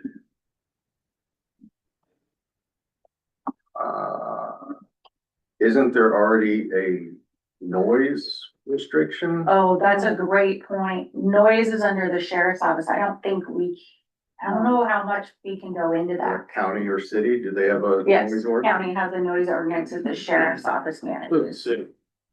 Yeah, I think the city But does. does the sheriff's office administer that code? Yeah. I think so. Do they, Robert? What's that? City, the sheriff's office is not administering that noise code? Well, they are not. Our city council that approved the new sheriff contract in December, we do not have code enforcement through our sheriff's office. So, It is up to citizens to enforce their code provisions privately. Yes, your city currently does not have Wait a minute, enforcement. wait a minute. Wait a minute. I don't see why that's relevant. We're talking about potential conditions, right? Right, And we're one talking of those about, can be noise. well, one of the criteria is harmony with the area. So Tony is proposing that there might be a condition about the use of generators based on its impact on the area, right? Yeah, So what the sheriff does with their code is irrelevant. What we're be more talking about is what we might require as a condition, right?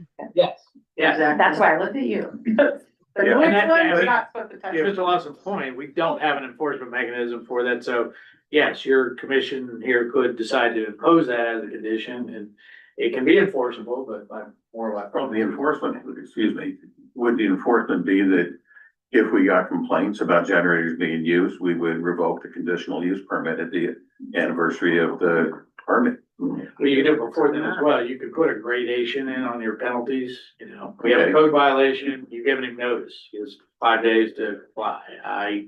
A second one results in a monetary fine. Third one could be a criminal misdemeanor, infraction. But the only thing we can do as a planning commission is revoke the permit. No, you can put those conditions Right. in this application. Right. That would be part of it, that he have to comply with those restrictions, and then if he didn't, whatever that penalty is, you could revoke it when it comes up for renewal, although you don't renew these every year. Or CUPs or not. We have been reviewing them. I don't know about city, I know we don't in county, they're the life of the parcel unless they're revoked. Typically, you wouldn't come back and then say, oh, by the way, we gave you a permit, but you violated the permit. That could be part of your conditional uses and put it in it, says if we have 5 noise complaints within a certain period of time. In the past, we have routinely reviewed conditional use permits. Annually. My memory has not gotten that porous. We've had multiple planning commission meetings about previous conditions of approval and whether somebody was meeting them or not. So, and you're right, our sanction is the revocation of the conditional use permit because it's conditional. Because we don't have, The lawyer side though would say, if you grant me a conditional use permit, it's just like granting me a building permit, I then have a vested interest in that permit. So to remove that vested interest, you have to be very careful on how you do that. Yep. Just like, again, I come in and I get a building permit and I go out and I start building it and I'm in compliance with the code, but somebody decides, I'm going to change the code. Well, you can't then go revoke that building permit because you've made a change. Once the permit is issued, it is vested to the applicant. They have legal rights in that permit. Right, but it's not a by right application here. It's a conditional use permit. And again, unless we've been doing it wrong for a while, we've been revisiting previous conditional use permits to determine whether or not they're egregiously out of compliance or not. Yeah, we weren't changing the conditions in the permits. We were simply reviewing whether or not They were in they compliance were in with the compliance requirement. with the permit that was issued. And I totally understand that. But if you're saying you have a provision in that conditional use that told the applicant if they have X violations that you would revoke the permit. And planning commission, I've been on the city council forever, but I haven't come to these meetings. No, I mean, there were situations where a vegetative buffer was supposed to be. Sure. And we went through an annual review and no, it had never been placed. Right. And so, It just sounds like you guys were tasked with it instead of staff. Yeah. Yes, yeah. of that monitoring and Yes, reviewing and very then, much so. yeah, But there was a regular interval. yeah. there. And if they weren't, they were given that notice to come into compliance or face the penalties. Right. Yes, yeah. Yeah. And so, I mean, the only reason I brought up the county and the city noise ordinance is because if you're gonna say, okay, in a campground in this zoning area, we're not gonna allow any generators. But in the big thing, like what is the actual code for that same area if you had your house and you were running your generator? except we're given a permit for a campground, not for a house. Commercial So that use. The I'm campground saying- should have a different, But you have to be fair. right. You have to be fair. So if there's a verifiable number that says you can't exceed this noise decibel, whether it's a house or whatever, we've got that number already. And so if the generator's over that, it already can't happen. If we want to make an additional thing, like we want the generators to be ultra quiet, I mean, I think You can't have 17 ultra quiet generators not make a racket.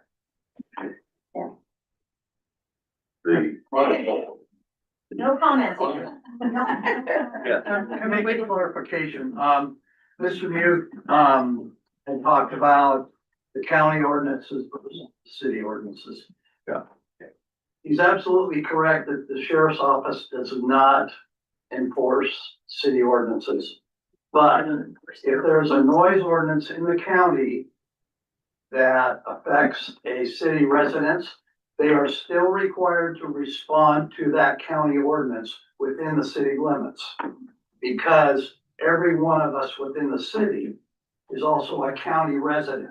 Correct. So they don't have to enforce the city ordinances that may be more restrictive, but they're still required to enforce any county ordinance. Right. And the So- county one does have it broken down by decibel. Right, and that's what I'm saying, is if we're gonna address the sound issue, we have to look at what the county code says right now. And if that number is something that we feel we can work in, then it's not something that we need to delineate in this specific application. I disagree because we don't have anyone going out with DB meters to check on this type of thing. What's gonna happen is that you're going to have multiple generators being used and neighbors will complain. It will affect the lodge. It's that many generators could create quite a noise from. But it would be random. And we don't have anybody checking that.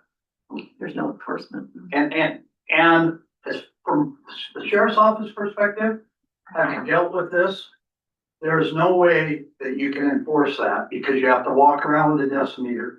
You have to be certified with that decimeter. You have to know how far away you are from the noise source, all of those things. And it is absolutely cumbersome for anybody that's going to try to enforce that. With that, that is the thing that we ran into with the sheriff's office. And that's why the sheriff's office doesn't enforce that noise ordinance. And there's the remedy for that is to have electrical hookups. You don't Or have to have to- generators, Not have it. or not what. With the generators. Right, Yeah, generators. they don't have to have Yeah. electrical hookups, they just don't have, you can camp without Yeah. electric or generators. What I'm saying is that, yeah, if you can't have generators, there's multiple remedies for it. Yeah, yeah. So that's a potential condition. Yes. Yeah, yes, I would say so. Up to 5. Can we get the county decibel? Yeah. No, I think Tony's got it right, August. It's either you have generators or you don't. And again, I think if we come up with conditions for a conditional use, you're right, they ought to be applicable to this case and future cases, but they also ought to be practical and enforceable. And you can't have any generators is practical, even though it's a little more strict than a decibel reading, but it's a whole lot more enforceable because you either have them or you don't. Mr. Cox, I think in 23, you council members approved the new noise ordinance and you took out decibel. It's basically subjective intent when the officer or deputy shows up, says it's loud, shut it down. Exactly. You don't have a decibel meter reading in your No. ordinance. So. That's from years of experience, Mr. Muir. We had it in there originally, but. And I guess my question would be, do we have a generator problem as far as noise at a residence that was brought up within R1? Are you asking personally? Cause yes. Well,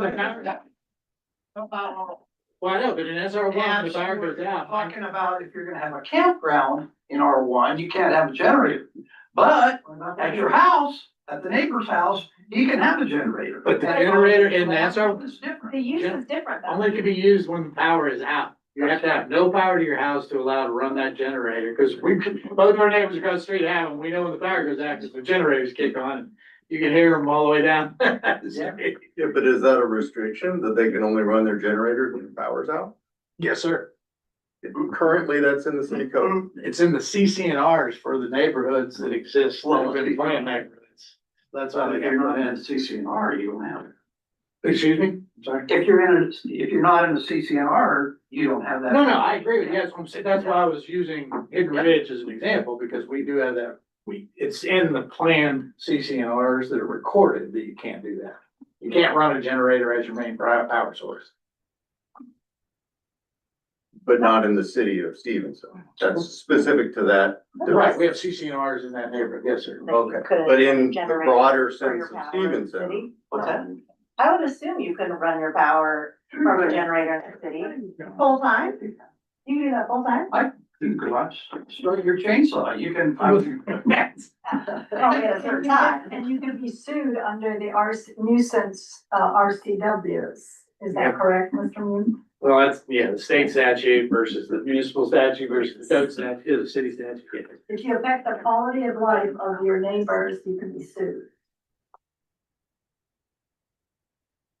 And it's a good ordinance or a good RC.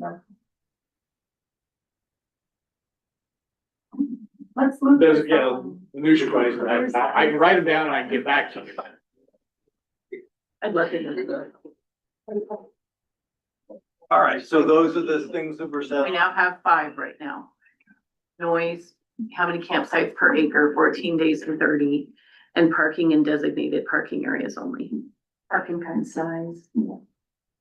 We went off of that. Yeah, we eliminated pad. Or designated parking, Designated so it parking. adds a designated parking. The noise duration, density, Days in 14 days and 30, I think everybody kind of agreed on. Parking and that's designated. parking. duration. Yes, duration, yes. So we got noise, parking, Noise. duration, and Camp. density. Yes, noise, you're right. Okay, not 5, 4. You're right, 4. Okay. Well, let's open it up to public meeting and We have somebody who signed in, if you. pretty sure it was her. All right, if you just state your name for the note taker. My name's Kara Owen, and I'm the general manager of Community Lodge, and I'm here representing our ownership. First and foremost, Wes, I know you sent an email, and I appreciate, or we appreciate your respectful and engagement as a neighbor. That being said, we are continuing to request a denial of the conditional use permit. Our concerns are personal.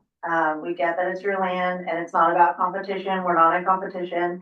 It's really about the land use compatibility and the enforceable operational controls that there would be. Specifically, although there are all these codes that they're going to have to follow, what's the plan to make sure those are enforced with those people on site? Also including, safety, buffering, on-site management, fire safety, because it is immediately adjacent to the resort. Community Lodge is a regulated, professional managed resort. It's not incidental or accessory to nature. And you guys did deal with some of the things tonight that were certainly a concern for us in terms of density and looking at those overall things. Those were some of the things in my comments. And certainly, we have to look at what right do we have to operate different things on specific paths of land. You talked a little bit about the fact that you're right, you can't enforce a members only use. And what happens in 5 or 10 years from now as things change, the bookings expand, the business model evolves. What happens if the hops crop goes bad? Are we gonna close that for the season? And then that wouldn't be open for that, or will it continue to be available for a campground if that goes down? Conditions must remain enforceable through changes in ownership, management, or the business model, regardless of what the current intent is. And that is a difficult decision for y'all to put those things on. I completely understand that. Additionally, we were a little concerned about the transportation impact analysis, including pedestrian needs. There's no way for pedestrians to get from that property without walking on the road down there. So what's going to happen is we're going to cut paths through property, and they're going to need to go through somewhere that's safe. So I think that needs to be a consideration that we talk about is what happens with that. You dealt a little bit with the density and you talked about that. I think that controls a lot of the traffic issues, but I look at pedestrians and what that spillover may be. These are definitely foreseeable operational impacts, not speculation, and basically underscore why this is a difficult operation to put in this state. So I want to thank you for listening. I appreciate it. I know it's hard. That's my commentary. Thank you. Does anybody else have anything specific about those 4 elements? The noise, parking, duration, or density?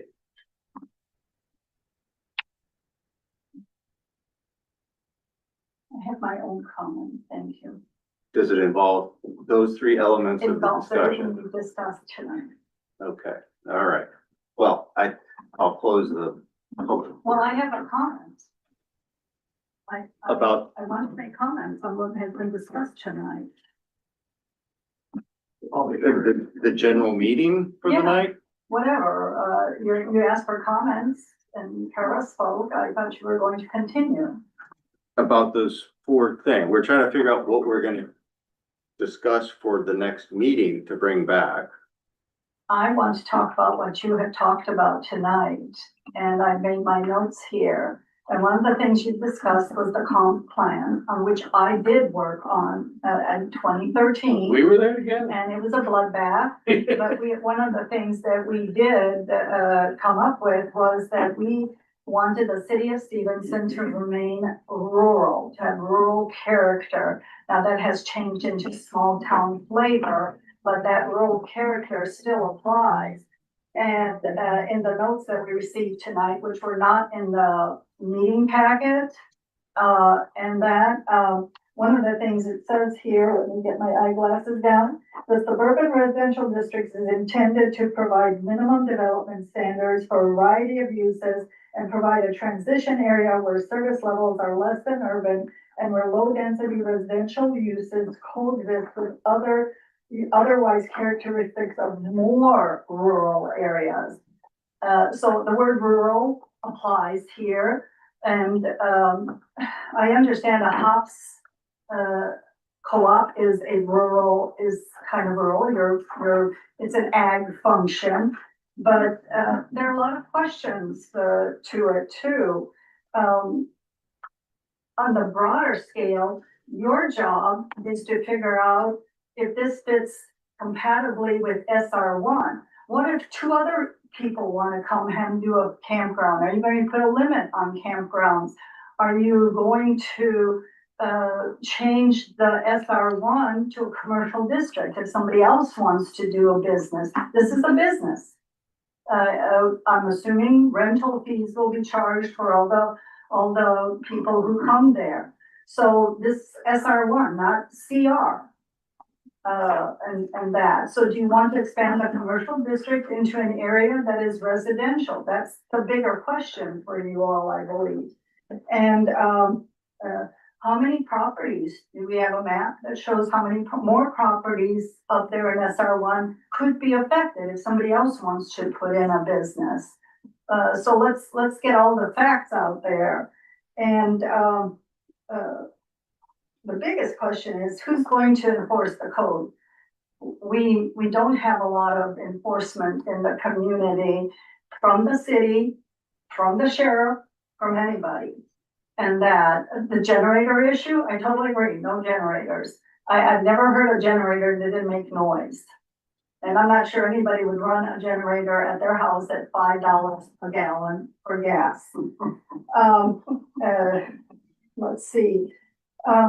And frankly, the biggest question that I have is, I think we should have a moratorium on development. I'm paying $188 for water every month. I want people to be put on how can I put this?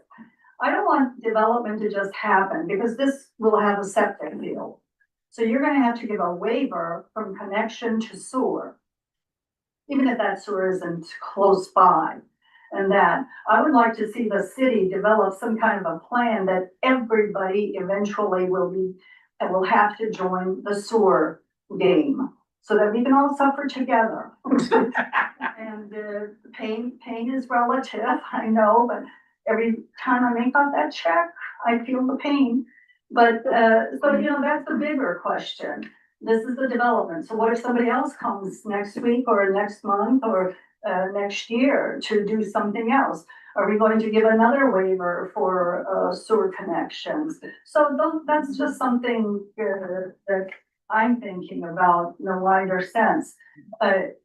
Yes, you want to encourage folks to do stuff in our community, but some stuff doesn't work in residential areas. So thank you very much. And this was a good discussion. You should have beer when you're to make things flow very much easier. All right, run out. I'll bring the pale moon. Is there any other public comments or discussion on anything other than those 4 elements of this specific request? I would just like to remind the commission that no matter what your own personal feelings are, you have constituents that here live here within the city, and you're representing everyone and not just your own feelings. And I think that's really a tough cookie to swallow when you're in your position or in a city council position, because there are a lot of things that happen and a lot of things that are discussed that go against everything you believe, but yet you have to represent everyone. And so I would just caution you to make sure that you do that when you make your decisions. Thank you. Thank you. Excellent. Excellent point. All right. Move to new business. You need to close the public hearing. Well, public hearing. Okay. New business. We got planning commission applications.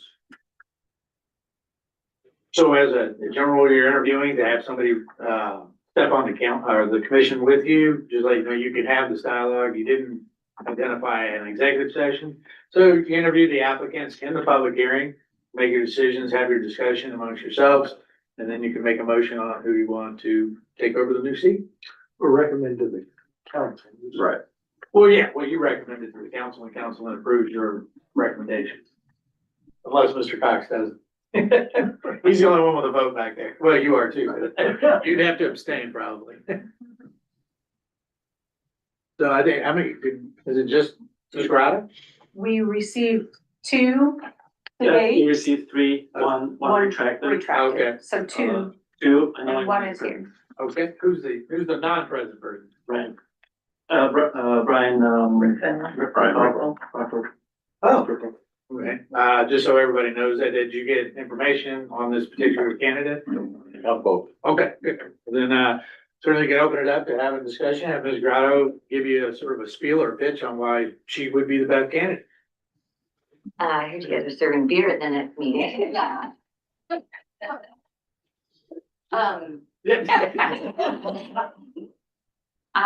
So folks, you know, have know how long I've lived here, sort of the past background that I've had. I guess maybe, one thing that I'd like to share is my first involvement with the planning council was, when the city was trying to rezone.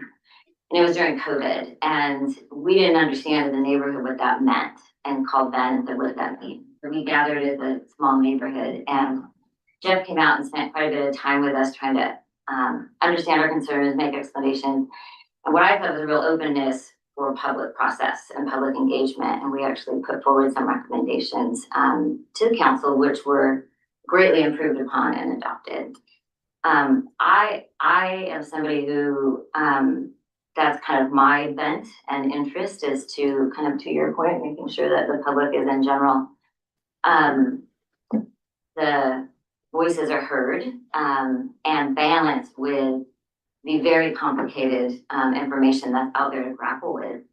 And I was asked to consider applying, and I said, if there's somebody more qualified, please, please pick them.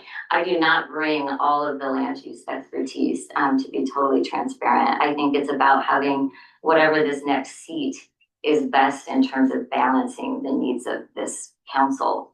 So I come here not necessarily to sell myself, but maybe to answer any questions and to ask you all to, you know, find the right fit. I believe in service, and this is one way to do it for my community. So that was my basic motivation for doing so. After this meeting, I'm kidding. I'm just having a level. But you know, watching you all work together and grapple with these tough discussions is what the work is, right? And it is tough. Like you said, it's not personal, but it does feel that way, and it has personal impacts, right? So yeah, I guess I'll just leave it at that and see if folks have any questions. What do you think would be your strongest contribution to a panel like this? Probably process. That's my profession. And balance with the public engagement, just trying to really keep eyes on what that looks like and creative ways for engagement. Process in terms of not just how decisions are made, but how we're setting up discussions to have them made thoughtfully, efficiently within, I wrote questions down like, what is the process for having these pretty complicated discussions? Like, do we start with a set of, how does this align with the comp plan discussion, et cetera? So I'd probably be a little bit of a pain in the process. Well, that's good. That could be very good. Yeah. Yeah, I think that would probably be where I come in with more of the talent and experience as opposed to the education will be needed around. I've done land use stuff as a neighborhood association in Charlie's little town, but that will require some education for me. My big question I ask everyone is, do you have the availability to show up for meetings? We have once a month meetings, second Monday. Yeah. Thank you. Charles, you got any questions for the applicant? That would be an improvement over people that have to come in virtually for a big chunk of the year, like me. It wasn't a hint. Yeah. Okay, I won't take it as one. Yeah. You are participating, Charlie. Okay. Thank you, Ann. So is Brian here? No. No. Okay, well, it kind of limits his discussion possibility. He tried and wanted to be here, but he didn't have a good decision. Yeah, okay. Well, I guess I'll close the public portion. We can have our discussion with the board. I guess let's talk about the two applicants we have. What are the thoughts? Well, I would move that we table it until we're able to interview Brian at the next meeting. I'd support that. I'll second that. And I think it's kind of a splendid misery here from what I just see and listening to Ms. Grotto's comments, but it would be nice to hear from Mr. Riffle as well. But boy, I wish we could appoint both of these people, frankly. Charlie, wait too long, you'll have it. Well, if you resign, that. What's that? Position. Yeah, there you go. Yeah. It could be a part-time planning. Don't tell my Yeah. wife I could do that. No, wait a minute. So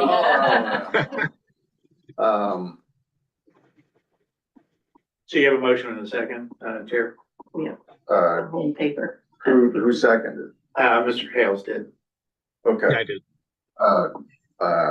All in favor? Aye. All right. All right. Carrie. I appreciate your time coming. Yes. Yes, thank you for coming and. Yeah. Thanks for coming. Yeah. And listening to us today. This was a tough one. This was a tough one. I will tell you all that Daniel and I are gonna work on the city's website to have a better noticing or packet system. So we'll get that fixed before the next meeting for sure. Yeah. Great. Sorry about that. Thank you. All right, do we have any thoughts of the month or any of those jewels that sometimes people have, Jeff? That means jewel. Yeah. I don't have to vote, that's a jewel. You know, The idea of beer at meetings with a jewel. I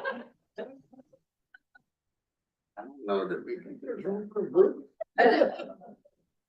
Okay, if there's no other discussion or comment, I would. Do we need to talk about a sooner meeting? Yeah, so what, I'll get your contact information and I can get a hold of you, like anytime. I will double check the code tomorrow. and all the requirements for noticing.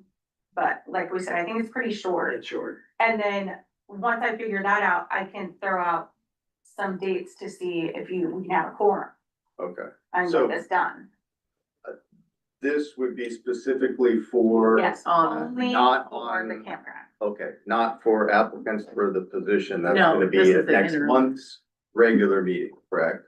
Unless you don't wanna wait that long, we can see if Brian's available for the special meeting. You wanna say something? I just wanted to know if we're gonna have a special meeting, will we have that revised staff report? In Yeah, advance? that's In Yeah, I can advance- do that. In It advance has to of be that published special- before the meeting. Yeah. I can do that tomorrow. Okay. Yeah, I can get that done tomorrow Andy's a lot quicker than I am. and get it. So what does the time frame look like? I think we have enough time that, cause you have to give it to the paper the week before. And so I could get it to them this week to get published next Wednesday. And then it has to be out for so many days. So you're looking at 2 weeks. I think we Yeah, the can week do of the it 2 weeks. 27th of April, because your next meeting's not till May 11th. Yes. But 2 weeks would be great, cause then it's in the middle. Okay. So I would say let's not mix the two Okay. and let's continue the application for filling the position process for the regular meeting for next month, Okay. for the second Okay. month. Can I make a suggestion that at that May meeting, you do hear from the other candidate if he's gonna be there first? Amen. Because it's gonna be another Right. long one. You have the opportunity then, well, no, because you gotta have a record by council, never mind. But you can put them on right now, but you can't, so. Yeah. Okay. I I mean, would, you're gonna check with us about potential dates. Is that, Yes. once you Yes, know sir. once you know the legal requirements, you're gonna check with us about, can we meet on such and such a date? Okay, great. Cause I'm generally available, but there might be a couple days where I can't. Yes. And I need your non-city email, cause I haven't been getting responses from you. That's because I still haven't straightened out the city email, but we'll try again tomorrow. We were working on it today. Okay, But yes, I'll get it to you. okay, thank you. all right, I'll entertain a motion to adjourn. Motion to adjourn. Second. All in favor? Aye. We are adjourned. All All right. right. Thanks, You want everybody. Yes, please. Thank you for, waiting for all that. I'll be yourself into. So did Andy?